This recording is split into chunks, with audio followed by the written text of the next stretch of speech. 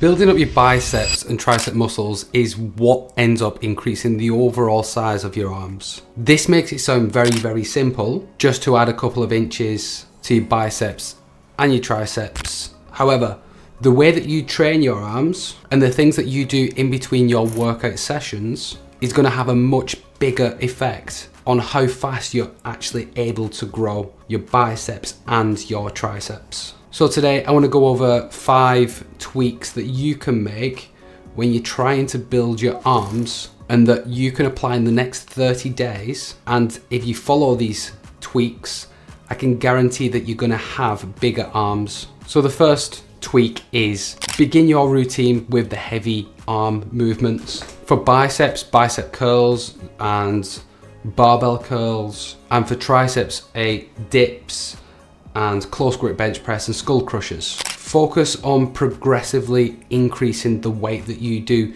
over the 30 days and aim to be within that 6 to 10 rep range, and that's going to help you stimulate growth. Realistically, this goes for any muscle that you want to get bigger, but in this instance we're talking about the arms. So if we want to build our arms in the quickest way possible, then we need to start our routines with the arm exercises. Starting your workout fresh and being stronger at the start without depleting any of your energy is going to allow you to lift heavier and longer and harder than if you was to do your arm exercises as an accessory at the end of the workout. But going through the motions is not going to be enough, and that's why you need to understand that muscle is only grown in the body when you give it a stimulus to grow. So when you start your workout at the gym, always warm up and feel the weights. You can use the RPE chart, which is the rate of perceived exertion, which means that you rate yourself how hard an exercise is from 0, which is doing nothing,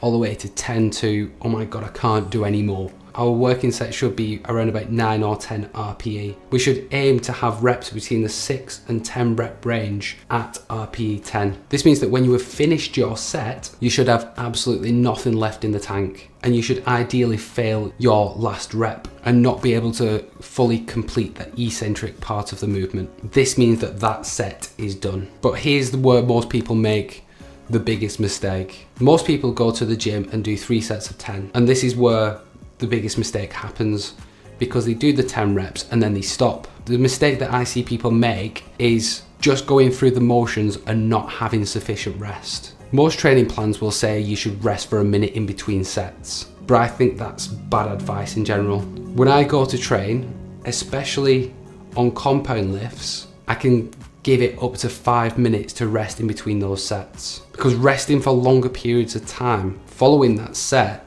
means you can train harder and heavier, which is going to stimulate growth more. If you was to rest for 3 minutes, maybe you could do 10 reps, or maybe you could do 8 reps at a higher weight. And then that begs the question of, what do I do between sets? And the answer is simple: sit down and relax, walk around the gym, go fill up your water, just do anything that isn't picking up weights or anything that is going to deplete the energy. And training harder is going to work, but it's not going to be optimal for building up your muscles. There are other things that you can do that are going to increase your likelihood of growing your arms, and very, very simply increasing the volume of training. So notice I say that when we do working sets, we should do between 2 and 3 working sets per session. So that's not the volume I'm talking about. The volume that I'm talking about is the amount of sets per week. Most people think they're overtraining when they train more than one body part once per week, but I can tell you with almost certainty that that is not the case. So if you do a push-pull legs and you do that once per week, so you visit the gym 3 times per week, then there's going to be nothing stopping you from training an extra few sets on those days. So on a push day, you would hit your triceps, but there's nothing stopping you from throwing in a few sets of biceps. On your leg day, there's going to be absolutely nothing stopping you from doing legs and arms in the full day. As long as you're letting them recover between workouts, you can train more frequently. And that's one way, and that also adds into properly recovering. To be able to properly recover from your workouts, you should ideally be doing a number of things. So we want our arms to grow, so eating in a surplus. Only a slight surplus, but 200 to 300 calories per day more. Our protein intake should be high, so between 0.7 grams per pound to 1 gram per pound. But as they say, Rome wasn't built in a day. And it's the same with your arms. With the steps that have already been highlighted, it will definitely get you on your way to bigger arms. And that is why this is the most important tweak that you should make, and that is consistency. When you're hitting the gym with a goal in mind, especially a short-term goal of 30 days and bigger arms, you need to stick to it. 30 days is not a long time, but you can achieve actual physical changes in that time. So to properly maximize the growth that you will experience in those 30 days, be consistent. That means committing to this goal for 30 days as a minimum, progressively increasing the weight each week or the number of reps to maintain that 6 to 10 rep range. Using proper form, because if you don't use proper form, there's no point. And growing bigger arms is a massive goal for a lot of people, but there are other things that you can do to help this growth, and that's things like supplements. So creatine is a massive one, but most people think that muscle building is the only benefit of creatine. So if you want to know 10 things that you might not know about creatine, click on that video just there.